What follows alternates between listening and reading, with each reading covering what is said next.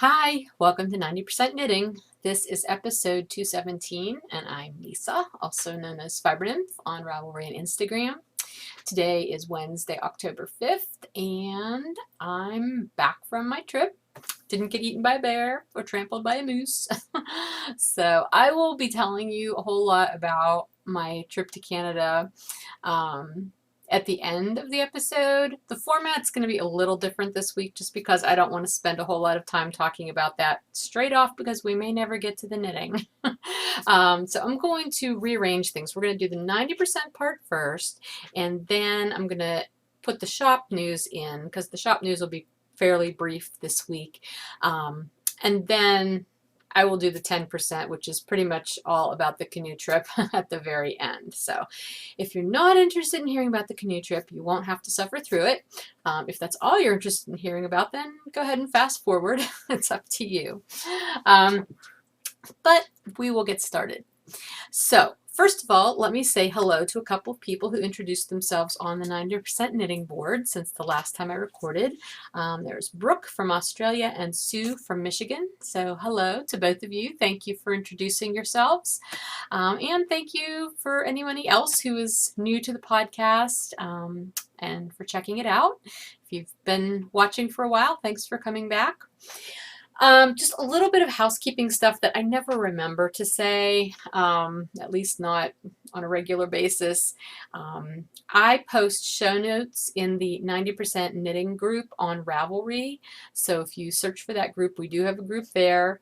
That's also where the welcome thread is. But I usually post show notes in the episode thread. I also embed the video there so you can watch it directly from there and see the show notes.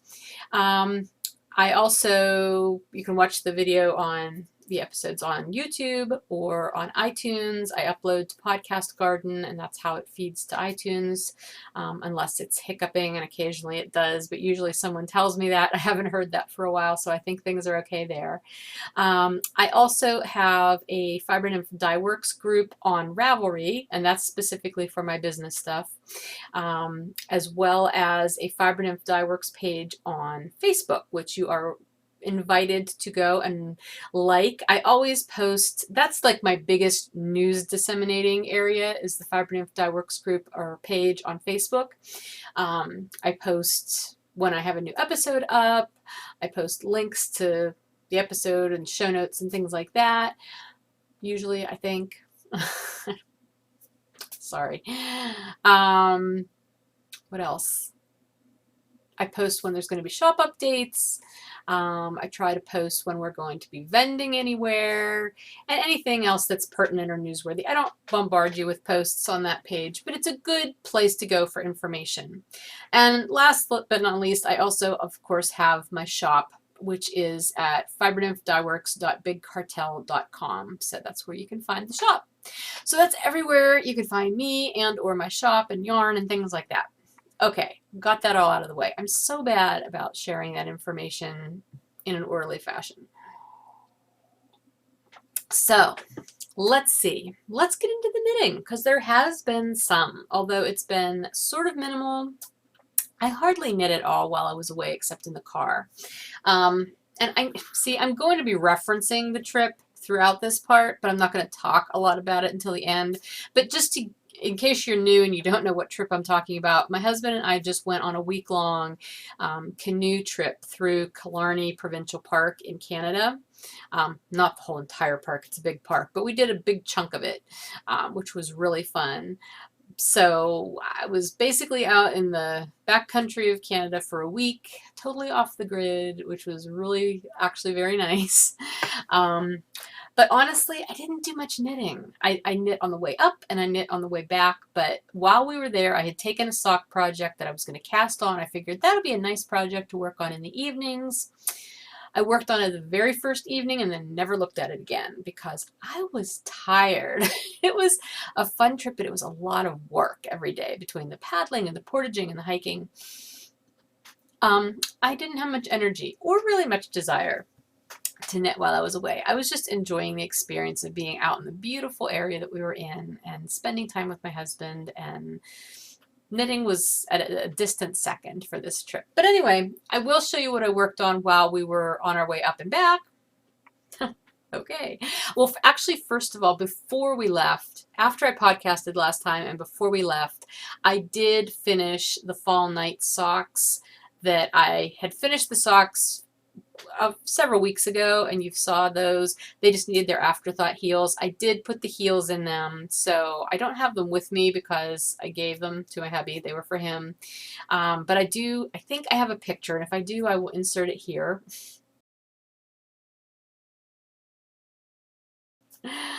I don't know what I did wrong with this set. I did the afterthought heels the same way I always do, but I feel like they were much shallower than they usually end up.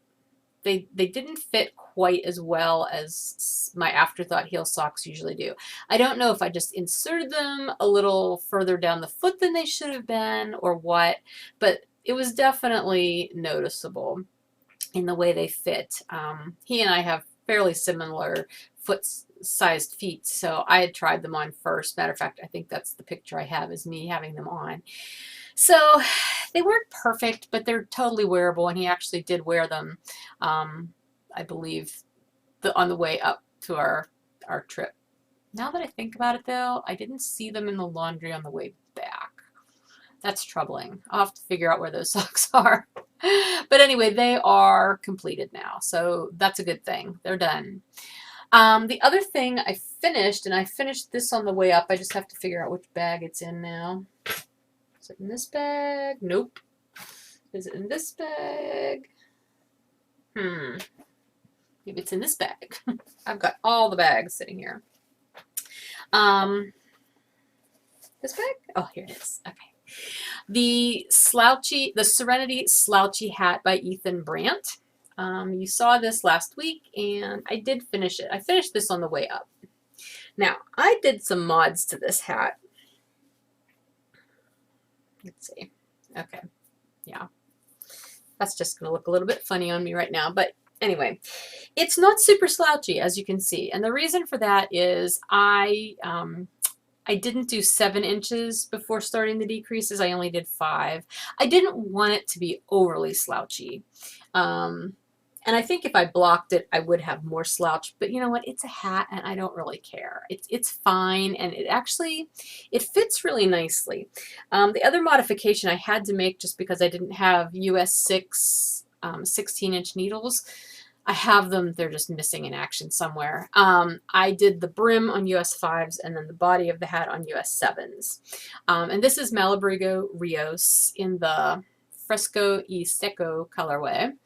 And that was a good combination. I like how tightly the brim fits, because what I did find with the hats that I took with me on the trip and wore is they stretch out significantly. I wasn't expecting that. I'll talk about that now. I took, well, my Killarney hat that I had showed you, that I knit shortly before I went on the trip, that was out of my hand spun. It was about an Aran weight, my Briar Rose fibers. It was BFL, not superwash. That one held its shape a little bit better than the other hat I took. I took my sock head hat. And that was what I wore the first day of our trip. It was very rainy the first day of our trip, so it got wet, and I was wearing it under a ball cap, which was under the hood of my jacket. So it got very wet, and it stretched out tremendously. I'm not sure what the cause of that was. That was a superwash sock wool, for one thing, so that may have something to do with it. I don't know if maybe I could have knitted on smaller needles. I probably could have. I don't remember what size needles I used when I made that. I think, though, if I ever make another one, I will probably do it on fewer stitches so the circumference is a little tighter. And the slouchiness was fine. I mean, I actually ended up rolling it up twice so I could wear it more fittedly underneath my ball cap that I had on. And that worked out fine. But like I said, by the end of the day, it stretched. And the Killarney hat, even though it didn't stretch as much, I pretty much wore it all week long. And it did stretch out a little bit too. So the fact that this hat is a little snug on me, I'm okay with, because I think if I wear it to any degree, it's going to stretch out naturally and it'll be fine. So anyway, this was a fun pattern. I liked it. I love seed stitch. You guys know that because I design with seed stitch a lot too. Here it is, close up. The thing I won't say I don't like it. I guess you could consider it a design element. You do the ribbing and then you have to do increases. I think there's 2 different rounds of increases with a knit straight row in between to get it more, you know, larger on the top, the body of the hat. But it results in this ridge of stockinette right between the brim and the pattern part of the hat. And I think that looks a little odd. Now maybe if this was slouchier, maybe it would not be quite as evident. I don't know.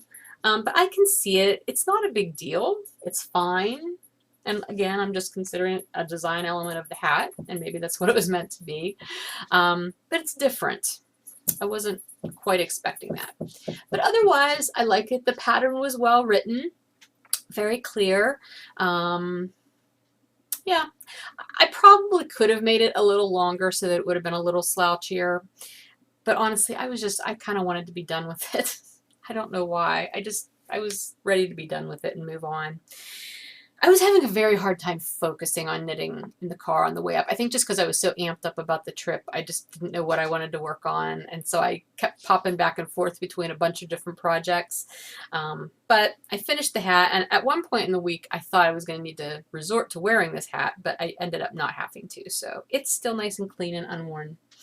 I do have a whole lot of the Malabrigo left, though. So I don't know if it's enough to do a whole nother hat. I haven't weighed it, but I think I used probably for most hats, I tend to use about half of a 100-gram skein of worsted weight. Being slouchy, they use a little bit more, but since I didn't make this super slouchy, I'm figuring it's probably right around there. I don't know. I'll weigh it later and see what I've got left, and I'll use that Malabrigo for something. Anyway, so yeah, that was that project. It's done. I did work a tiny bit on the first fall socks, but not a whole lot. They probably don't look a whole lot different than the last time you saw them.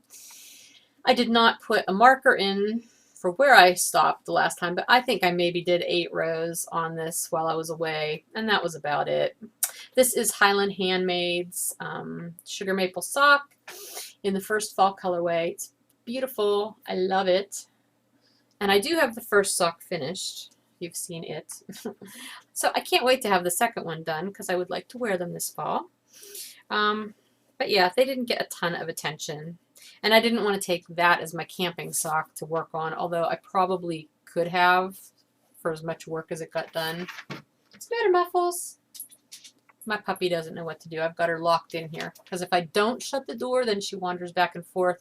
And she usually sleeps under my desk while I podcast, but now she's standing over there by the door because I closed the door and she knows she can't get out even though she doesn't really want to get out. It's weird. Anyway, all right, so that was the hat and that was the sock I did work on. I did do a couple more little mini granny squares because I did get a new crochet hook. So I have my new crochet hook. Because if you'll remember, the car ate my crochet hook on the way down to Florida for our wedding trip.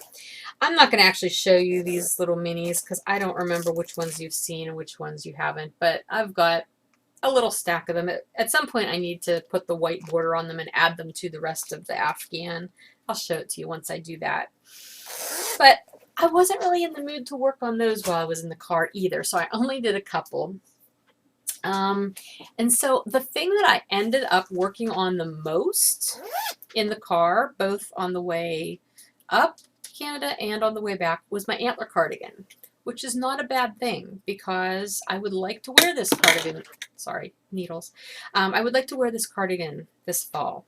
So I put a huge dent in the body. Check it out. I'm so excited about this. Yeah.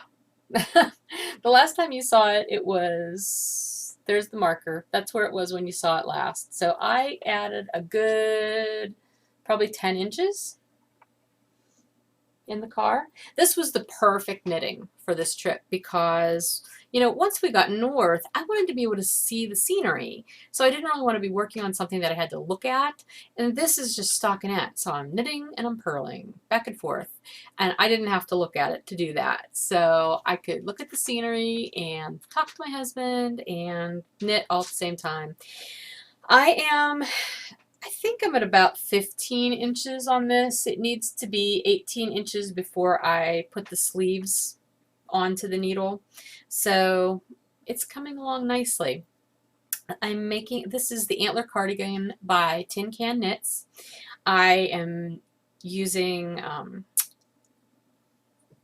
Cascade 220 heathers in the Aspen colorway, which I love. I love this colorway. It's looking a little yellow on there. There, maybe that's a little bit, that's a truer color back here. It's like a stony gray kind of color, but it's a heathered, so it's got light and dark in it. And I'm knitting it on, the body I'm doing on 2 different needles. I told you guys about this before. I'm not getting gauge if I use the needle that it calls for. This is a 7, I believe. Yeah. I'm supposed to be using US 7s at this point. If I knit, like on the sleeves, I was getting gauge perfectly on US 7s. But that was in knitting in the round. I was magic looping the sleeves. Knitting flat, because I knit continental, I purl much looser than I knit. And doing it on 7s, I wasn't getting gauge. I was getting fewer stitches per inch, so it was going to be a little big. So what I chose to do is I'm knitting on the US 7s and then I'm purling back on US 5s. And that is giving me gauge. And I thought that was rather clever, although it's not, you know, a new idea by any stretch. I know people do that all the time. But it's working for me, so I like that I can do that, because US 6s probably would have been the right size to use to go down a needle, but I didn't have 6s handy at the time that I decided to do that. So, you know, this is working just fine. So I'm very excited to have made that much progress on this sweater. And like I said, now that I've got a huge dent in it and it's not seeming so daunting, I think this will probably start to get a lot more attention, because like I said, it just needs to be 18 inches. I think I'm around 15 inches, so a few more inches, I can put the sleeves in, and then I get to start working on the cabling, the antler cabling up at the top. That'll be the fun part. So anyway, that made a lot of progress, which was quite fun. The only other thing that I worked on was the sock project that I took with me to work on in the evenings. And as I said, I only worked on it one evening because I was so tired. Part of the reason for that, though, that I only worked on it one evening was also because I'm not 100% sure about the project now that I've started it. I took with me 2 balls of Patton's Croy, which I've never used before. This is Patton Croy sock in the, I don't know, 1506 colorway. When I look at this yarn, it looks mostly orange and gold to me. Okay, that's what I saw in the ball. That's what I looked at. And I thought, okay, I'm going to take this with me. I will cast on socks for my son, my younger son, because he loves hand knit socks. And these will be a Christmas gift. I thought, perfect. So I took a pair of US 1 needles and I took the yarn. And the first night we were in camp, I cast on 72 stitches because that's what I do for his socks. And I started knitting on US 1s. It failed to dawn on me, and I knew this because I've heard other people talk about it, that Patton's Croy is heavier than a regular fingering weight. I would say it actually verges sort of on a sport weight, maybe a light sport weight. So on US 1s, these are rather bulletproof. They are quite snug. I think they'll be nice and warm. So even as I was knitting this much, I mean, that's all I got done while we were away. I was kind of going back and forth. Do I want to keep this? Do I want to just rip it and use a 1.5 when I get home? And fewer stitches. I wasn't sure. But the other thing that was giving me pause was as I was knitting this in the tent, which you would think lighting would have been an issue, but it wasn't because I was wearing a headlamp and I actually had very good lighting. I was seeing what I wasn't seeing in the ball, and that is the fact that there is a purple ply that runs pretty much through this whole colorway, which when I look at it now, I can see it. I'm not sure if you can see it or not. You really can't see it on the screen so much. But there's definitely a purplish, berryish color that sort of runs through this whole thing. And I'm just not sure if that would be a good choice in color for my son. I mean, I've knit him other socks that have had purple in them, and he doesn't seem to care, you know. But I'm just wondering, as I knit these, if they're going to end up being less masculine than I would like them to be. He loves orange, like orange and red and gold. Like that is a color that I know he likes. But like this whole swath of yarn right here, this color segment, it looks brown on the screen, but when I'm looking at it in person, there's definitely a purplish hue to it. So I don't know what I'm going to do with these. I haven't really decided. I don't know. That's fairly exciting for me to tell you, I guess, but I'm indecisive about them at the moment, whether I should continue them on these needles, whether I should continue knitting him socks with this yarn. I just don't know. So I probably won't work on this much right now, unless I might work on it a little bit more just to see how it continues to look. And I guess if it starts looking even more purple, I might stop, because I could make them for me, but 72-inch sock or 72 stitch socks are going to be way too big for me or Bill. Yeah, I don't really know anyone who would, especially since the gauge is turning out larger than a usual sock. So I don't know. Stay tuned. I'll let you know what I decide on that when I decide. But anyway, that was all of the knitting that I did while I was away, and since I got back. I actually knit a little bit more on the sweater body last night before bed, but that's it. So I do have, let's see, what bag is it in? It's in this bag. I do have my new needles. I told you I ordered these because when I ordered the crochet hook from Webs, I also ordered 2 pairs of Knitter's Pride Nova Platina needles. I ordered a 16-inch US 6, so I have one, and I ordered a 32-inch US 1. So I did use both of these very briefly when I was traveling, the travel knitting. The little bit that I did on the first fall sock on this, I knit around knitting off these Haya sharps onto the US 1 Nova Platinas, and I immediately disliked them. Not because of the point. The point is lovely. It's here, I'll take them out and show you. They are not quite as sharp as Haya sharps. Let's see, are these? I'm not sure that these are actually Haya sharps in here. I think these are just regular Hayas. I don't know that you're going to be able to get this there. Okay, so this one is the Nova Platina, the one that's sticking up higher. It's probably as pointy as a regular Haya. It is not as pointy as a Haya sharp. It's pointier than an Addy Turbo. Not as pointy as a Signature Stiletto. But it's a nice point. I like the point. And the join is fabulous. The join did not catch at all. It's a very, very nice join. The thing I did not like was the cable. And the reason I don't like it is because it has 0 memory, and I'm a pusher when it comes to doing socks. So like whenever I get to the end of a row, I'm like pushing my needle back through and readjusting. This doesn't push. It's a soft rubber or plastic or whatever. So it's got a little bit of grip to it, and it doesn't want to slide easily. Like even just doing it through my fingers, like with not much tension on it, you can see it wants to do that. And that's very annoying to me. That was why I didn't like Signatures either, because Signatures have that kind of cable as well, and it makes it very, very hard to readjust stitches for me on a sock. So the needles themselves, the points and the joins, definitely a win. The cable, I can't deal with, not for socks. So I will not be using these. I will put them in reserve if I ever need something. I guess I could, you know, use them as a backup, but they aren't going to be a happy needle for me to use for magic looping by any stretch of the imagination. So that was my experience with the sock needle. I also switched out the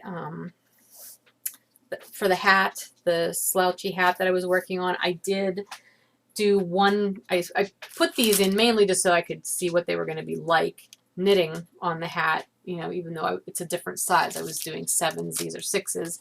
And again, the point was fine, the join was fine, even though I was knitting in the round with the hat needle, the 16-inch needle, and there was no pushing necessary the way there was with the sock. The rubbery texture of the cable was still getting not stuck, but there was definite friction going on that just didn't make it as easy to move the stitches around the needles as I was knitting as I'm able to do on a harder plastic needle or a harder plastic cable, like, you know, the Hayas. So even though this wasn't this was easier to use in the hat, it's still not going to qualify as one of my favorite needles. Hayas remain my happy needles. I really like them. And my other needles that I really like are the Knitter's Pride Dreams, the wooden ones. Really like those. So, yeah, I don't know what else to say about them. I'm glad I tried them, so now I know, but I won't be buying any more of them. So, okay. The other new thing that actually came while I was away was the Shetland Wool Week Annual 2016. So I bought this last year and really enjoyed it, and so I bought it again this year. Wool Week is at the end of September. I don't remember the dates, over in the Shetland Islands. And so the book basically is a collection of writing from different Shetland-oriented designers and patterns. So the Crofthus hat, which I'm sure you've seen on other podcasts, which was the pattern of the year for Wool Week, that is in here. That's by Ella Gordon. And there's also Crofthus mitts. So the charts are in here. Then the other designers in here are Donna Smith. And each designer has a little bit of a Q&A. They answer questions about themselves. And then they have their pattern. She's got a really pretty shawl. I wasn't going to show you everything in here, but maybe I will, just because it's not extensive. So it's the Sanic shawl, which is very pretty. Uti Cater, O-U-T-I, I'm probably butchering that name. She is one of the designers as well. And she has the Snæfrid leg warmers, which is a pretty color work set of leg warmers. Wilma and Terry Malcolmson, who I believe are grandmother and granddaughter, they designed the Da Homan hat, which I'm probably also not pronouncing correctly. It's another color work pattern. Lots of color work. I'm kind of getting itchy to do some color work too.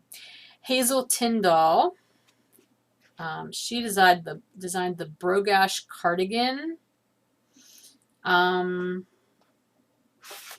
This is the cardigan. I'm fairly certain that this is like a child-size cardigan.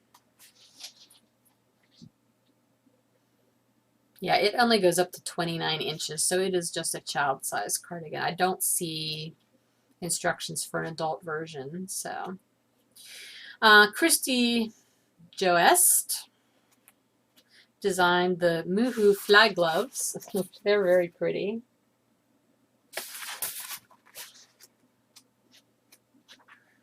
The charts are very nice. They're all in color. They're very well done.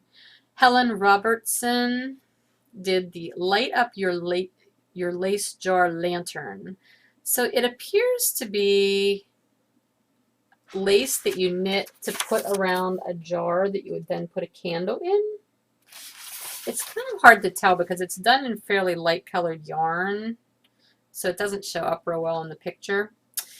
Carol Christensen, she did these cutikins, little slippers, which are kind of cute. And then at the end there is a short history of Spencer's, which is a type of sweater. So that's the sweater, and it's very interesting. I've never seen one of these before. It's a sweater blocker, and it's actually a specific sweater blocker for this type of sweater, for a Spencer. I haven't read the entire article yet, but I found that to be very interesting. I'd just never seen a sweater blocker before. So she has a sleeveless, or there is a sleeveless Spencer pattern by Marion B. Leslie in here. And I believe it's just the shape of it that makes it a Spencer. I don't know. I haven't read it yet. So I'll know more once I read it. And then there are some essays at the back. Look at this sheep. Happy, happy sheep. Love the sheep. And the essays, I do believe, are actually maybe reprints from the 60 North magazine, or I know I've seen these articles before, so it may not be 60 North, but it's from something or from Shetland that I've seen these, because there's one on the knitting belts, the Makin belts, I don't know. And I'm pretty sure I've seen that article before. And then there's also one on Gansey, Spencer's, Granville's, and Lennon's, which is about the different sweater types. And Fair Isle. I'm fairly certain I've seen this article before too, or if not the article, the pictures. Truck and Barter Knitting for Nothing But Goods. You know, how they used to trade knitwear for other goods. I believe I've seen that article. And then there's definitely an article from Shetland to Everest. I've definitely read this article before, and I think that was in the 60 North. So I didn't really look in here to see if these are reprints, if it says anywhere about them being reprints. Oh, and then there's also an article about Shetland textile books. But I'm fairly certain that they are. Don't quote me on it, but I think they are. So anyway, very cool. I think you can still order them unless they're out of them, but I don't remember what I paid. I want to say it says 14 pounds, so whatever that equates to in American dollars, I don't know, or whatever currency you use, wherever you're at. I enjoy these books. I love 60 North magazine. I subscribe to that. The Shetland Islands just really fascinate me, and the artwork, the photography in both the magazine and in this book are always very good. I don't know that they're tied together. Like 60 North is its own thing, and then these books from Shetland, the Shetland Wool Week, are something totally different, but they're promoted, like Shetland Wool Week is promoted through 60 North. You can subscribe online to 60 North, their newsletter of the Shetland Islands. So you'll see crossover kind of stuff. Okay. I feel like I'm babbling about that, but hopefully it's clear.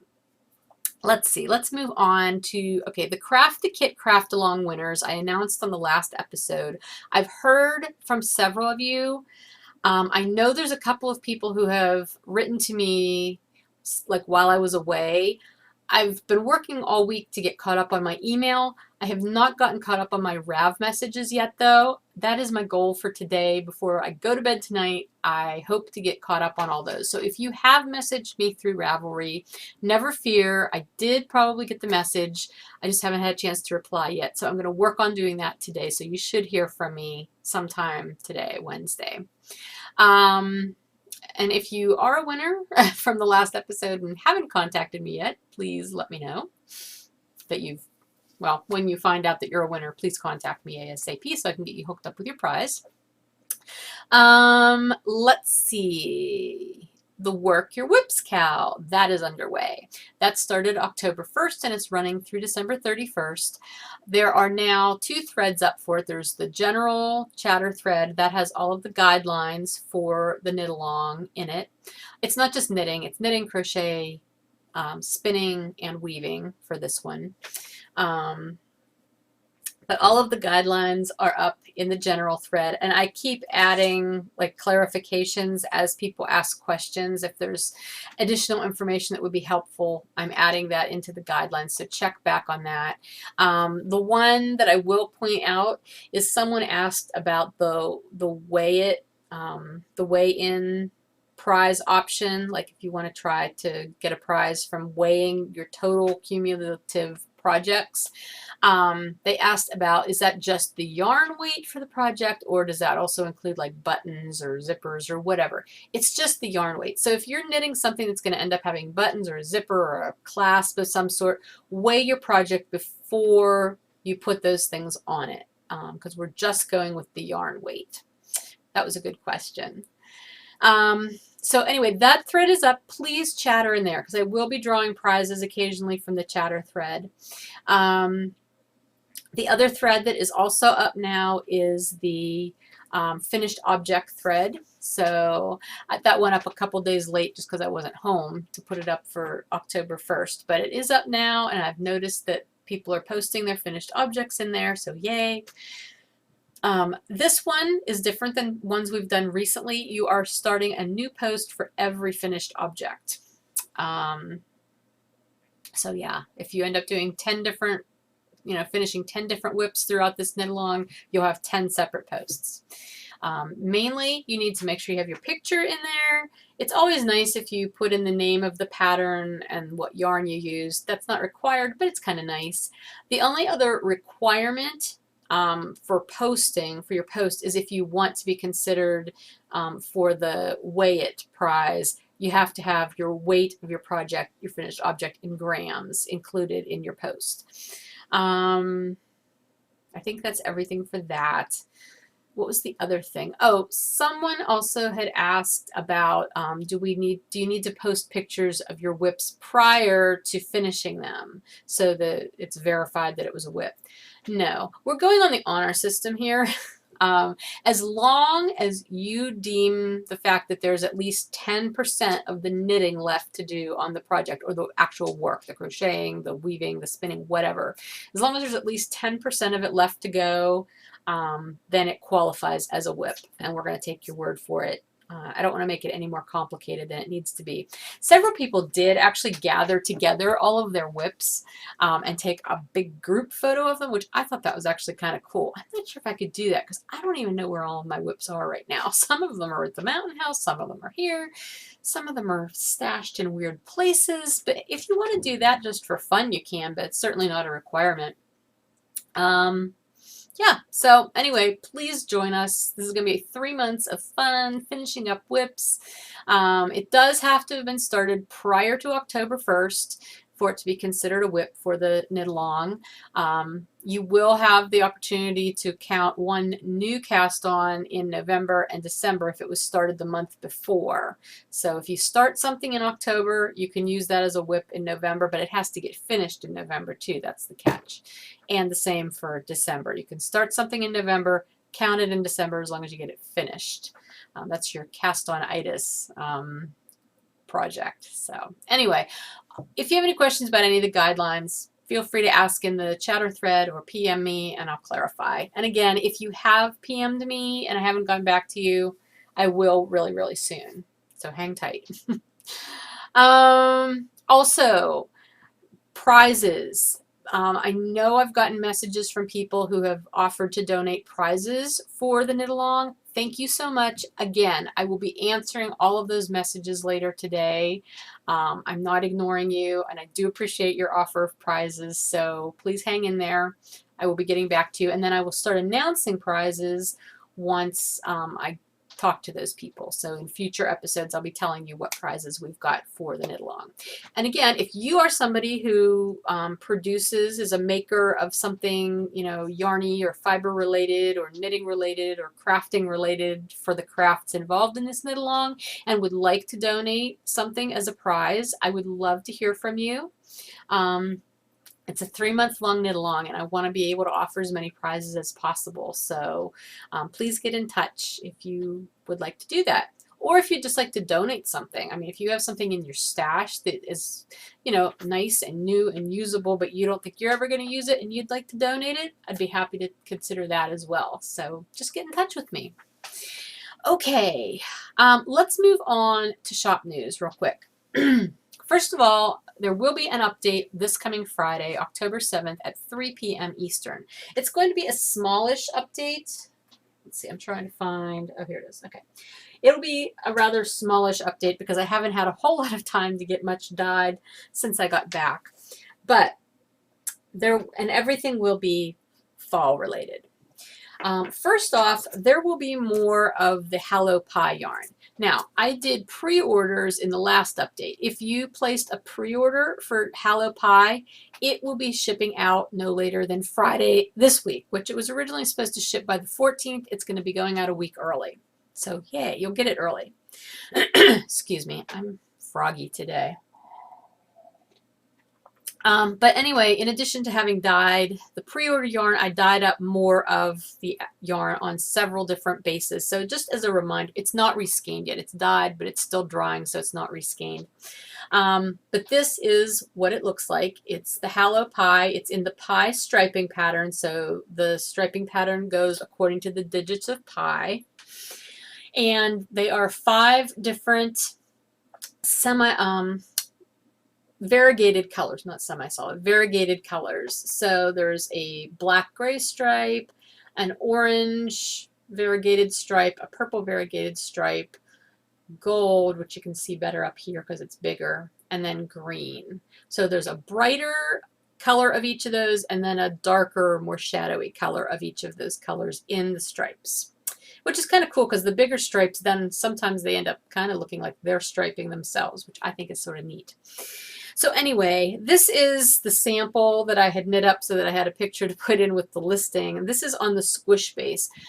I will have some of this on squish, I believe, I think. Don't take, I know I have it on bedazzled. I'll have some on bounce, and I believe there will be some on squish as well in the shop. And maybe one on Heavenly. I think there's one, yeah, because I had a special order on Heavenly, so I'll have the second of that. Anyway, they'll be in the shop, so you can see them in the different bases. Or you'll see what bases there are. I may end up posting the picture of just the one that I have from the past update, just so I can get the listings up. Here's what it looks like in the ball. If I do that, I'll be sure to let you know if it's not if the picture doesn't match the base that's in the listing. Eventually, I will have all of the correct pictures up, though. That sounded very confusing. Anyway, Hallow Pie will be in the shop update this week. Another thing that will be in the shop update that I can't show you because, again, it's drying. I dyed it yesterday. If you remember in the last update, I did the autumn speckled inversibles. So there was one. Actually, I'm going to put a picture in here of what the inversibles looked like. Okay, so that was the inversibles. I had requests for that same color combination in the 2-striper, but not in inversibles, just a full skein of the stripes. And I was planning to do that anyway, but since I know that people wanted it, I did go ahead and I did 4 skeins of that autumn speckle colorway, which I guess is what I'm going to call it, autumn speckles. So there will be the solid orangey color stripe, that burnt orangey color, and then the other stripe will be the autumn colored speckles stripe. So it'll just be 2 stripes, but it'll be a speckled stripe and the semi-solid burnt orange stripe. So there will be 4 skeins of that, and I believe I have 2 of those on bedazzled and 2 on squish. And lastly, the other thing that will be going in the update is some sock blanks. I decided to do sock blanks. 4 of them are hand painted in autumn leafy motifs. So here's one with some big leaves on a gold colored background. I did similar one on the sparkly, so there will be one non-sparkly and then one sparkly, and they're speckled. Then there will be one sparkle and one non-sparkle on a taupey colored background with smaller leaves.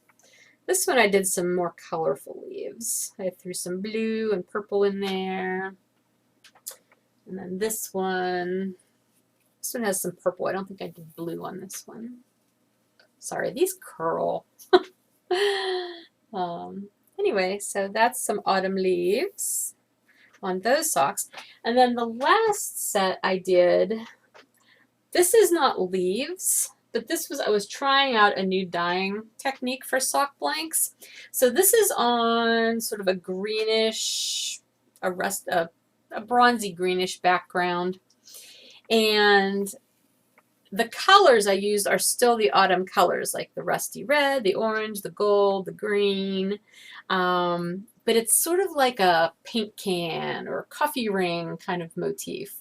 I just thought it was a lot of fun. I had fun playing with this. So there's one of these in non-sparkly and then one of them also in sparkly. The same kind of thing. Just a whole bunch of circles in the autumn colors. So that should knit up pretty cool with all those, you know, spread out pops of color in there. So anyway, those will also be in the shop this week. And that's it. That's everything that will be in this week's shop update. Small update, but it's all autumnal. So hopefully you will enjoy that. The other thing is the third quarter finished object thread closed at the end of September. Actually, it closed today because I forgot to close it when I first got home. But it is closed and I have a winner. So that was July, August, September, the third quarter. We had 54 entries this time, and the winner was number 37, who is Shifty Cat, Leslie. So congratulations, Leslie.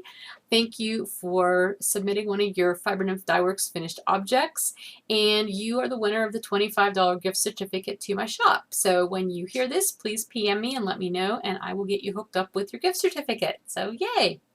I also started the fourth quarter thread today, so it's open now as well. So any of your finished objects, your Fiber Nymph Dye Works knitting projects, crocheting projects, you know, anything you've made with Fiber Nymph Dye Works yarn or fiber, please post those pictures in the fourth quarter thread now. It doesn't have to be started in the fourth quarter, it just has to be finished in the fourth quarter. And I will draw that winner after the end of December. So anyway, that's fun. I think that's everything for shop news right now. I don't know when the next update will be after this one on Friday. Yeah, I'll have to see when we're going to do that one. But I'll let you know. Probably next week I'll be able to let you know. All right. Now we're at the end, and I'm going to talk about the canoe trip. We're at about 47 minutes. I'm going to try to keep this succinct so that I don't go over an hour. I am going to try to put a bunch of pictures at the very end of the podcast. We have almost 400 pictures that we took over the week between 2 different cameras, and I haven't edited any of them, so I'm just going to be kind of throwing a few in just so that you can see some of the stuff that I'm talking about. Anyway, we went up to Killarney Provincial Park. We left on Sunday, I don't know what day it was, the 25th, I think.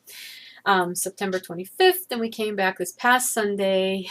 Took a day to drive up and a day to drive back. It's a pretty long drive for us, about 12, 13 hours. Anyway, we launched into the water on Monday and started our paddling extravaganza. This was my first canoe trip of this type. I've never done a multi-day portaging, camping canoe trip before. Bill's done tons of them, but this was my first one. So it was quite the experience, let me tell you. We paddled and or portaged, hiked a total of 55 to 60 miles throughout the whole week. It was 6 days that we were out there. We spent, I would say, an average of 6 hours a day in the traveling part of it. So yeah, so we launched at, I'm going to talk about the different lakes. If you're not familiar with Killarney, then they won't mean much to you, but there's tons of lakes up in this park. And so you go from lake to lake to lake, and you have the portages in between where you have to carry everything. So the first day we started out at Johnny Lake by the dam, and our destination for that day was Little Bell. And I can't remember how many portages we did that day, but that was my first experience with portaging. We took a total of 255 pounds of stuff with us. That included the canoe, which was approximately 85 pounds. Yeah. Bill has decided if we're going to continue doing these kind of trips, he needs to get a lighter boat. He says, I just can't do this anymore. He's not as young as he used to be. None of us are. But he was the one carrying the boat on the portages, and he usually had the day pack with him at that point as well. And then his other thing that he carried was our box. It was a kitchen box. Think about like a large Rubbermaid tote. It was about that size, but it's specifically for canoe trips. It's waterproof and everything. And there's backpack straps on it. He looks like a giant square turtle when he's got it on him. So that was his other large thing that he carried. So those were his all of our portages were double. We had to do 2 trips. So we'd portage half the stuff, walk back, portage the rest of the stuff. So those were his 2 loads. I was in charge of the food bag, which started out quite heavy. It got lighter as the week went on, obviously. So that was my one. That was about 35 pounds. And then the other bag I was in charge of was the clothing bag, which was also around that weight. Then there was 2 smaller bags, the one with the tent and these stools in it, and then the other one that had the inflatable, the thermarest pads that we were sleeping on.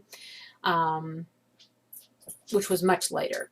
So usually whichever big bag was heavier, I would carry the lighter of the smaller bags. And then there's like, you have to carry the paddles and you have to carry the water bottles. And I clip as much stuff onto the backpacks as I can because I hate having things in my hands when I'm hiking or walking in the woods. I like to have my hands free, so if I slip, I can reach out and grab, to catch myself or whatever. I don't like carrying stuff in my hands. Bill carries stuff, I don't. So I basically looked like a pack mule. But you know what? I was really proud of myself because I would say all total, I was probably carrying like 55 pounds with both of the packs on my back, like a big one and a little one at the same time. And I could do it. My knees weren't super happy on some of the hillier portages, but otherwise I was fine. I can safely say I think my heart is quite healthy because I didn't feel like I was going to have a heart attack or stroke out or anything.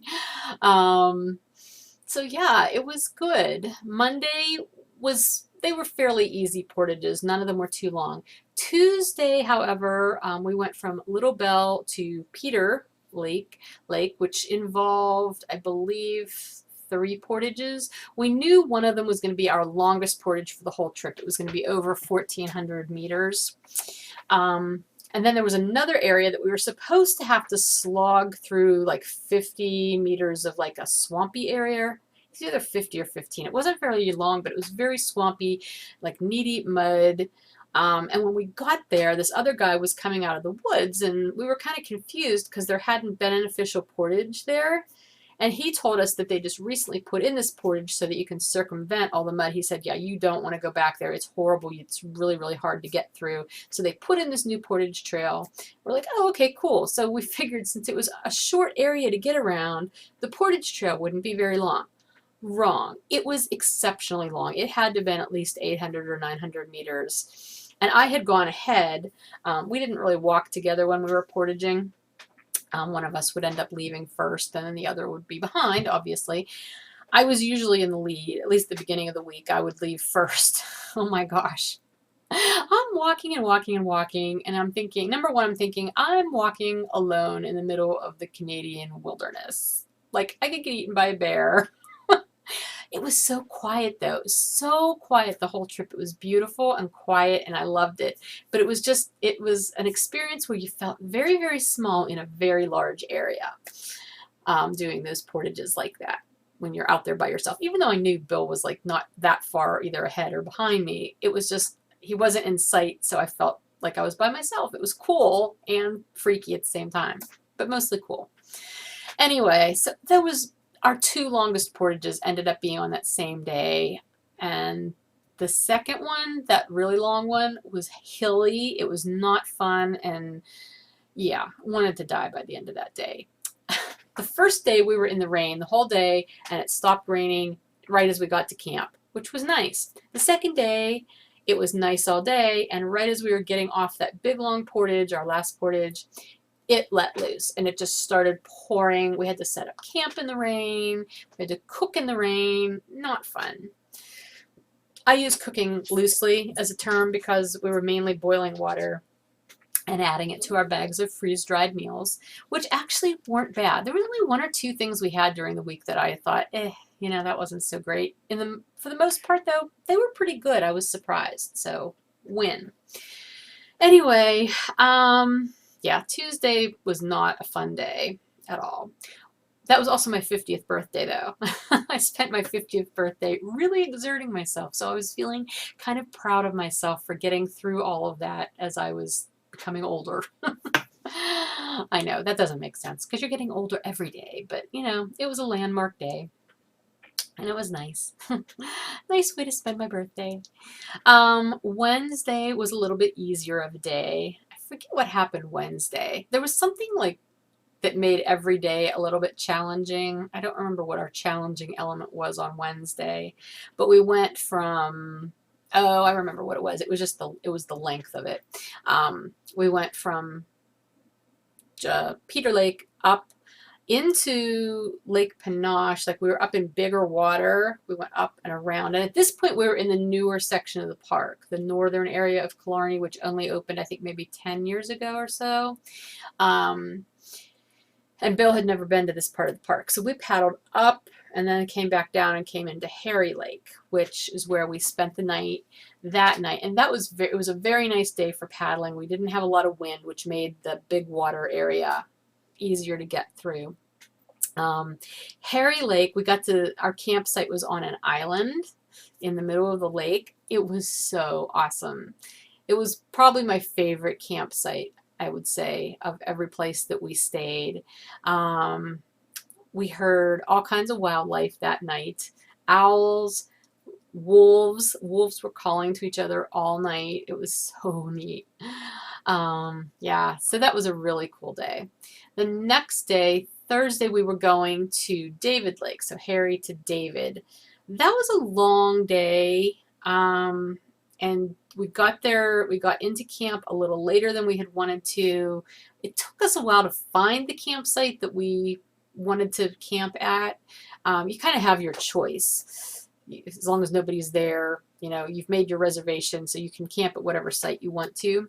Some of the lakes only have one campsite on them, so there's not a choice. But anyway, I was in charge of navigating. This is the other funny thing. And Melissa, if you're watching, you will probably laugh about this because when she and I were in DC last year, like I could not navigate my way around DC for anything with those maps that they have on the corners or on the streets. She was in charge of navigating us through DC. Bill decided I was going to be in charge of navigating. So I had the map, I had a compass, and then I had our GPS. We had a satellite GPS, a brand new one, which I did finally learn how to use all of the stuff in conjunction. But I totally got us off route trying to find this campsite, and we were paddling in a big circle. So anyway, we finally found the campsite on David, and that was, we were there 2 nights. Because Friday was going to be our day off from paddling, we were going to climb a mountain instead, because isn't that what you want to do on your day off? Yeah. Anyway, so we got there and got set up, and that was a pretty nice campsite as well. But anyway, then Friday, that was our day that we were going to climb up to the top of Silver Peak. So we had to paddle close to an hour to get to the trailhead, and then you take this trail. Silver Peak is a mountain. It's not a particularly high mountain. I can't remember what the elevation is. I don't think it's any more than like 1,500 feet. I don't think. I don't remember. Or maybe that was meters. I don't know. We were in Canada. Everything was in meters. It wasn't particularly high, but you start off on this trail that actually goes downhill, which I thought that's sort of weird. You're going up a mountain by going downhill. You have to go down, and you have to go around there's a series of ridges. And so you go down and then you have to go around a lake, and then you have to go up to the top of the first ridge, and you're walking on top of all this orthoquartzite, huge stones, very cool.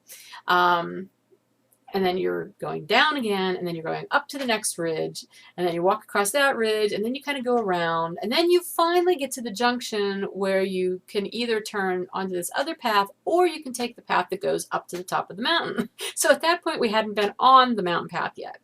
The mountain path, it's like, again, it's not a high mountain, but it elevates very, very quickly. That was a little rough. Going up wasn't bad. The thing is, you're walking on a path that is just covered in tree roots and large rocks that are not stable, and mud, because it had been raining earlier in the week. And there's a creek that runs, a stream that runs down the mountain and crosses the path at different points. So there's a lot of wet, muddy areas that makes it kind of precarious to walk on. Going up wasn't bad. I mean, I was exerting myself, definitely, and I had to stop a lot, but up was fine. It was, once we got up there, and we spent maybe an hour up at the top, and it was beautiful because you could just 360 degrees look all around. It was, the view was astounding. It was quite chilly up there. It was very windy, but we were up there. We ate our lunch up there, and then we started down. Down sucked. I'll just say it that way. Because number one, my knees were hurting. And going down, my knees hurt way worse than going up. I am not a fast hiker on the best of days. I move slowly. Bill walks much faster than I do. So I felt bad. He had to keep waiting for me. But going down, I was hurting. I was just really, really in pain. I fell once, kind of at the top as we were coming down, because just these big smooth rocks, you know, and I had really good hiking boots on, and my feet were fine, but my knees really hurt. And it was funny, when I fell, I went butt first, and I caught myself on my thumbs. My thumbnails got totally chewed up. It was weird. But the rest of the way down, I was just very slow and hurting and not moving very quickly, and like, it was getting later in the day. And see, the thing is, Bill had done this same hike up to the top of this mountain and back before, like many years earlier. He said it took him 5.5 hours, including the time he spent at the top. I said, well, I'm a slower hiker. It's going to definitely take me longer than 5.5 hours. And he's like, that's fine, whatever, 6.5 hours. I'm like, yeah, that's wishful thinking. It took us 8 hours. 8 hours. I don't remember how long it took us to get back. I mean, most of that time was coming back. And, you know, I'm watching the sky because the sun was definitely in the west. And, you know, once it starts to set, it goes down fairly quickly. And I did not want to be stuck in those woods in the dark with just our headlamps trying to get back through this crazy path. It was terrible. So I'm sort of freaking out. And he's like, we've got plenty of time. Just take it easy. You know, go steady. You know, do the path steadily, slowly, but you know, we got to keep moving. Okay. He doesn't get real flustered or anything. So he's just like, we've got to keep moving. So whenever he said that, I knew that he was also thinking he didn't want to be stuck in these woods in the dark, because it would have just made it so much harder. So we were doing okay. And then there was this one part, once we were down off the mountain and back on all the orthoquartzite, where, I mean, the trail is marked. There was these blue markers on trees, but going in that direction, it was not marked nearly as well. So you're following these markers, and you're following all these cairns, these rock piles that they have set up that mark the trail.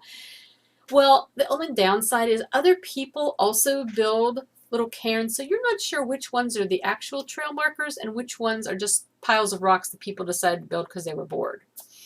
We kind of got messed up for a while, and we had to do a lot of backtracking until we could find the trail again, which was not fun because, again, my knees were killing me. My knees and my hip, my left hip at this point was killing me. I don't know what I did to my hip. I fell earlier this summer riding the motorcycle, going at 0 miles an hour, and I fell on my hip, and my hip has been kind of funky ever since then. I probably have a broken hip or something, and I went hiking on a mountain. I don't know. I doubt it. But anyway, it's been a little weird. Anyway, I was not happy about having to like go back and forth on this area before we found the trail again, but we found it, and we got back right as sun was setting. So we ended up doing the paddle back from the trailhead to our campsite, which is again about an hour long in the dark.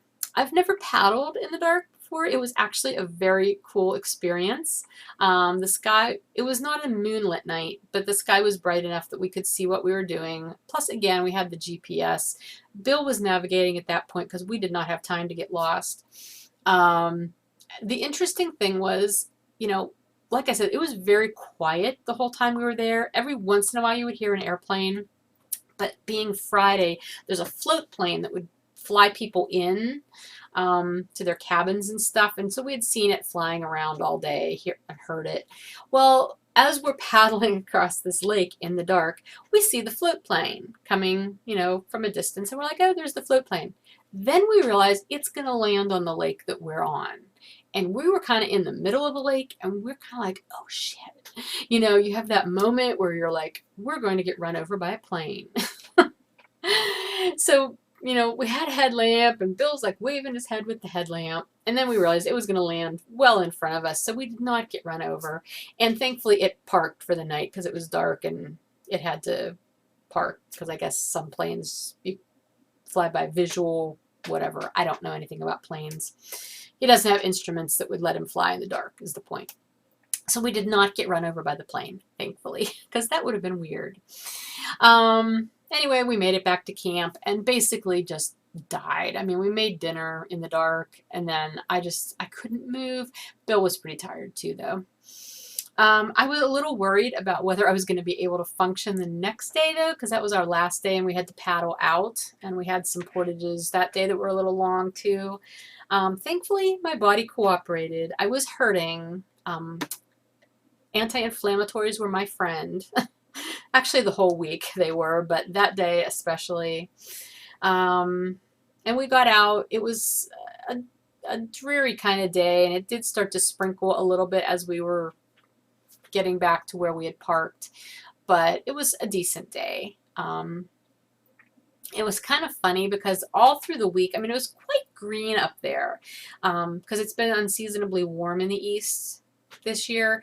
And so there wasn't a whole lot of color to the trees at the beginning of the week. But as we went through the week, we noticed that it was really getting more colorful. And so by the end of the week, it was very pretty in a lot of areas. Some areas were more colorful than others, but it was very pretty by the time we were coming back. And we saw our only moose on the last day of the trip. That was the funny thing. The first couple of days, and again, Bill has been there to Killarney several times and other parks in Canada, and he's like, you always see wildlife. You always see wildlife. The first couple of days, we saw nothing. First of all, we hardly saw people the whole week. Towards the end of the week, we saw some people, and we saw that one guy on that portage trail early on, but that was it. Like, it was weird. But finally, like by, I think, day 3, maybe, day 2, day 3, I don't know, we started to see animals, but we didn't see any large animals. And that was the funny thing, because he's like, I promised you a moose. We have to see a moose. And we were paddling at this point on Friday. And I said, you know what? You may just have to accept the fact that we are not meant to see a moose on this trip. And I no sooner had those words out of my mouth than we heard this huge crash off on the shore. And I'm like, what the heck was that? That sounded big. And it was a moose. And we saw it. We had spooked it. It had been down by the water. And we spooked it, and he tromped off. But we got a good view of the head with the big antlers, and then we could actually watch him. He was kind of going through the woods on the shore. So that was our moose. It was just so funny that I had just said we might not see one, and then we saw one. So we saw that. Lots of loons out on the lake, and I love listening to loons call, so that was cool. Lots of geese flying overhead. The one lake we stayed on, we saw snakes swimming across the lake one evening. Like dozens and dozens of snakes. And Bill's like, that's weird. I've never seen snakes in mass swimming like that.